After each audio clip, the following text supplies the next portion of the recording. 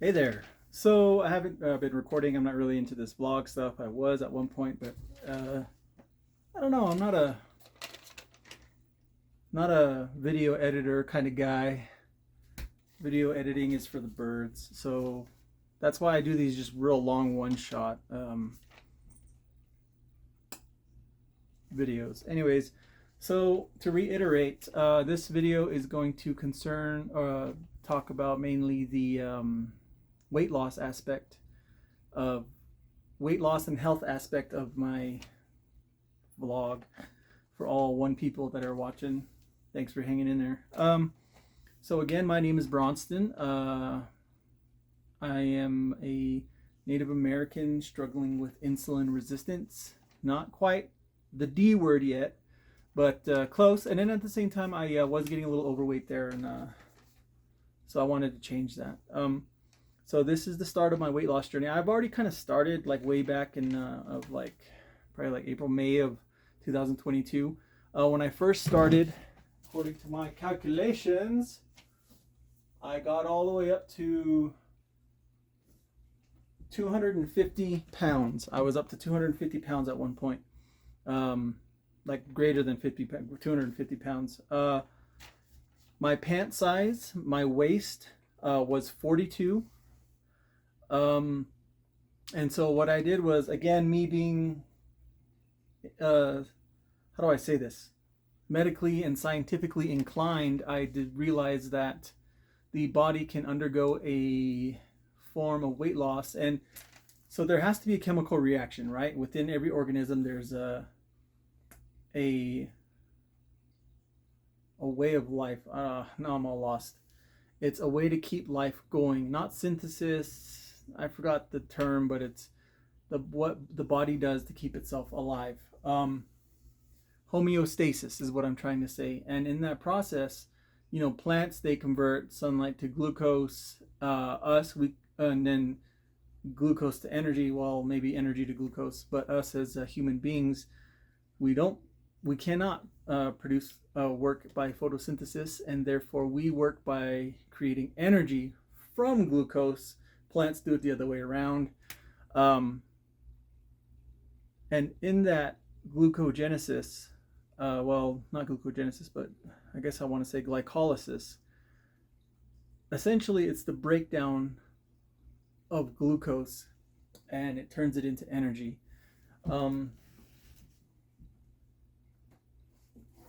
So again, basing it off of my actual, because I work in a laboratory. Well, I used to work in a laboratory. I work in a laboratory. That's my study.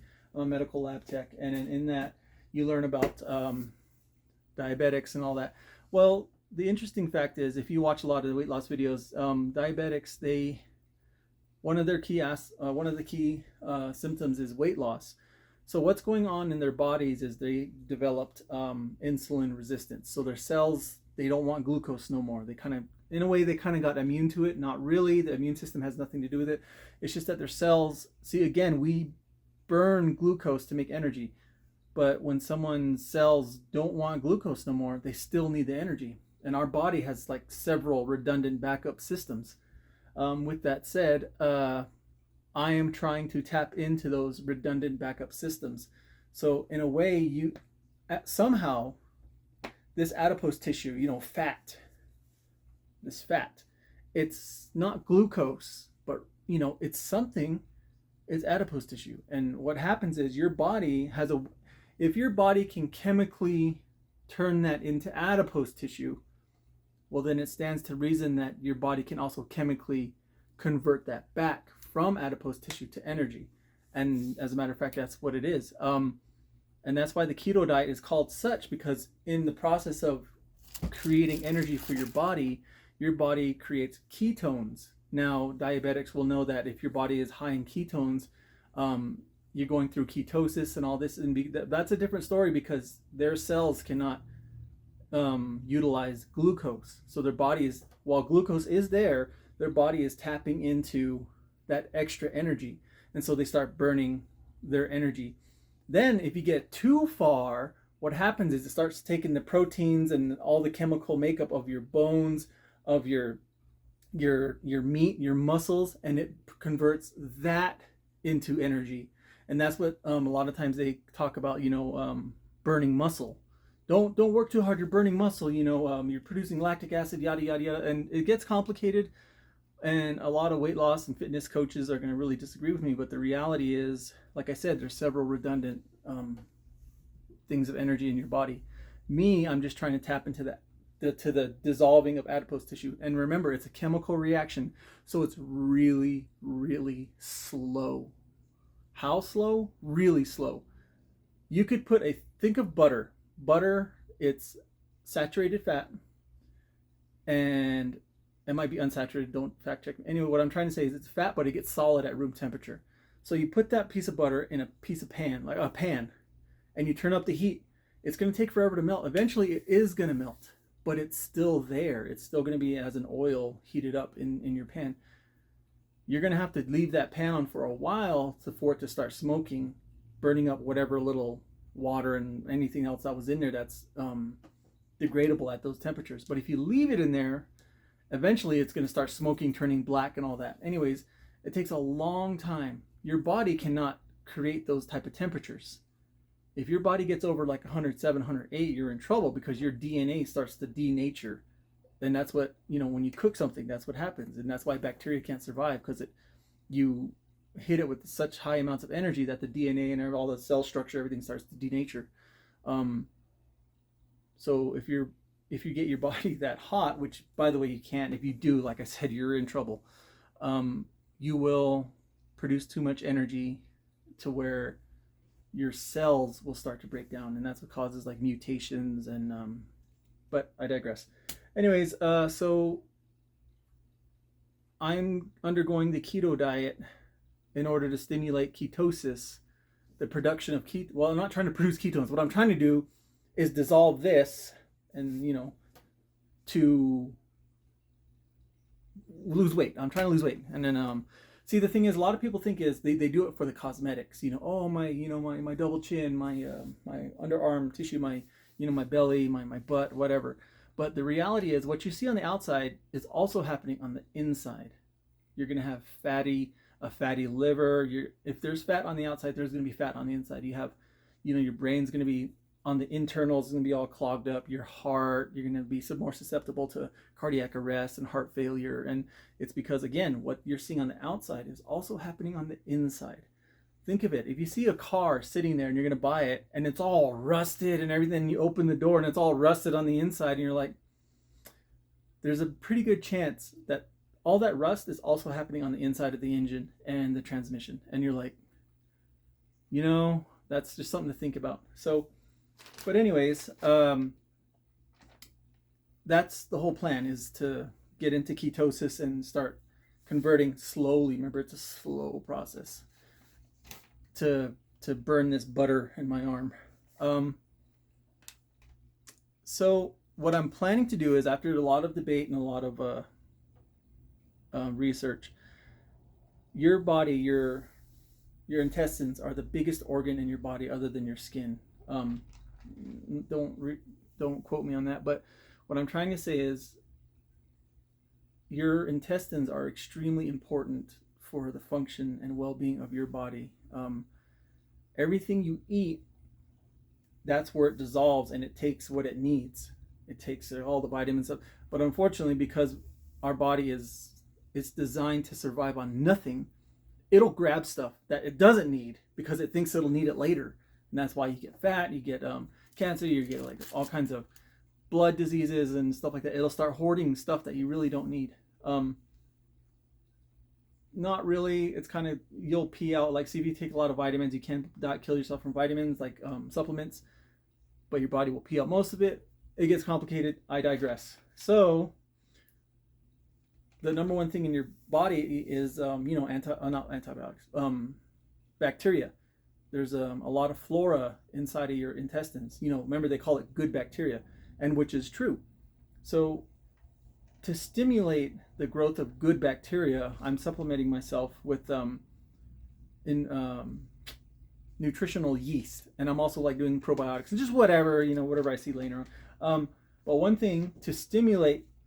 Okay, I want to make this very clear. I know I'm rambling.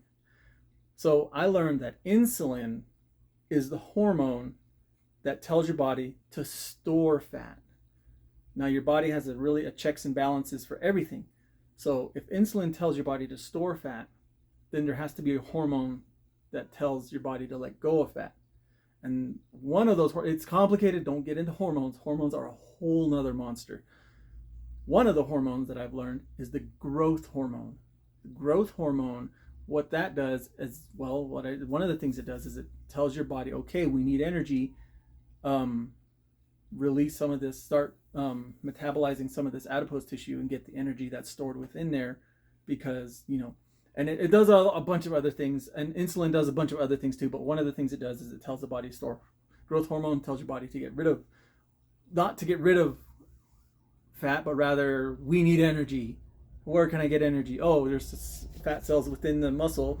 There's no more of that. Now we got to start burning the big stuff. So that's just something to say. And to stimulate, well, not to stimulate, but to help with the insulin, help resist creating too much insulin, aka help resist storing too much fat, I'm gonna, before 30 minutes to an hour before every meal, I'm eating a tablespoon of chia seeds, or just anything high in fiber. So, but see, the thing is, a lot of things that are high in fiber, like, broccoli, fruits, vegetables, greens, the problem is I'm also getting glucose and fructose and all that with it.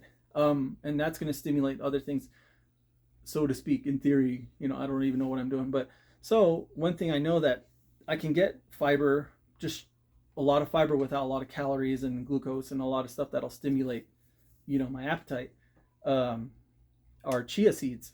And I was making fun of myself earlier in past videos, but yeah, chia seeds they're legit, actually. Or you can do a fiber supplement, whatever. But I like chia seeds because I like the omega-6, omega-3s, etc., etc.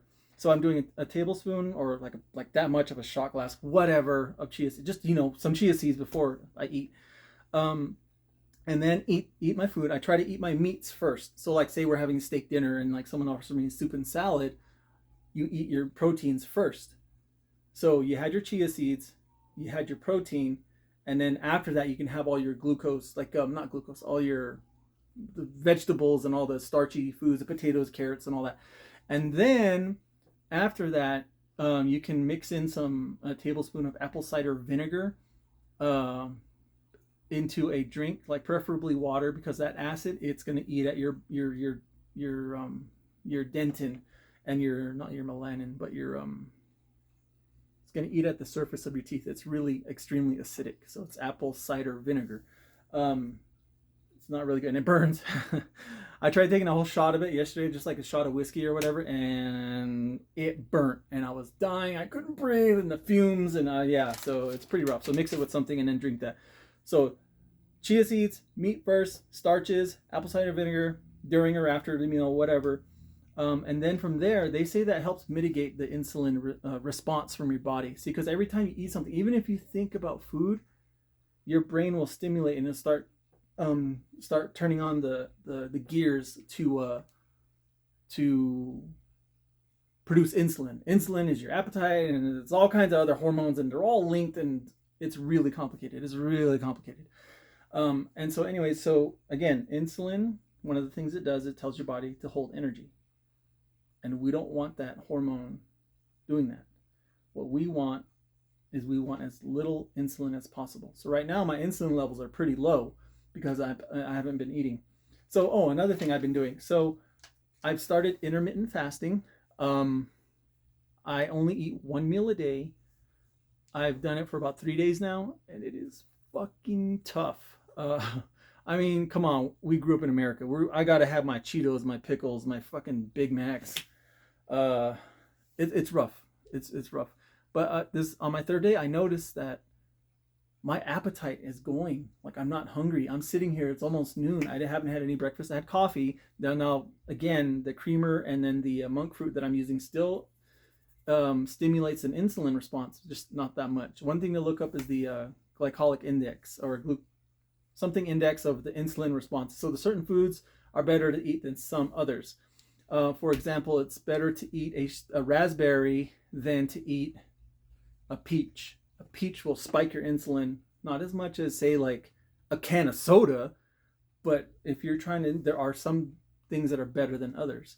You know what I mean? So the glycemic index, or I forgot what it's called. Anyway, so I'm going off of that.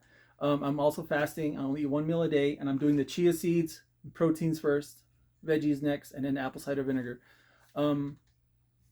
So, all right. So now we're gonna go about size, volume. So I'm wearing my white Jaws shirt because white shirts have a tendency to show more. So we're gonna do that now. So here's my body reveal, I guess. I don't know what you want to call it. So this is how I look right now. So it is, what is it? It's almost end of September 2022. So this is the side view. Let me pull my shirt tight. I'm gonna pull it backwards a little bit. So this is how I look. So there it is. Relax. Don't suck in your paunch. This is currently how I am now. So do the other side. So there. This is how I look in the Jaws shirt. Jaws shirt. So this shirt, I'm not going to wash it. What I'm just put it on just now, and then I'm going to hang it up. I don't want to wash it because it's going to shrink and it's going to manipulate, and things are going to change. I want this one thing to be measurable. So with that said, so we're going to hang this shirt up, and every time I do like a body reveal or body mass index, yada yada, we'll use this shirt. So this will be hung up and still clean. And this is who I am. So truth be told, like I said, I'm down from 250. So I've lost a lot of weight. I still have my back rolls, I think. I don't know how I look in the back. Quite frankly, I don't care. So, but I'm trying. I'm doing my best. So that's that. Yeah, let's take a look at my weight here. Okay, so we're switching to the, alrighty. With my ultra super accurate, today I am at 224.6. So that's what it says. Let's double check that. We'll do 3 measures and average it out. 224.6. 224.6. So I've come down quite a lot. I've literally lost 25 pounds apparently from 250 plus. But that's from like 6 months ago, so I can't really. 224.6. All right, so that's a solid number. Here's all my weights. I've been keeping track for a while. This paper's been up here for a while.